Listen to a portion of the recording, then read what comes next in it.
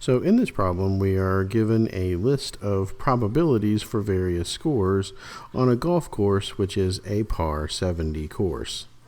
Now, what we're asked to do is to find the probability of the event that it is par or above for the score.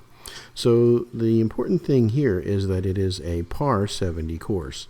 And so when we look at our probabilities, we just need to look at scores that are 70 or above.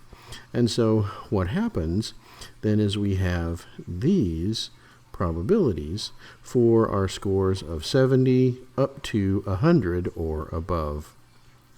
So if we are looking then for our probability of par or above, we are going to add together the probabilities for all of those outcomes. So we have 0.27 plus 0.20 plus 0.12 plus 0.06 plus 0.04 plus 0.03 plus 0.01.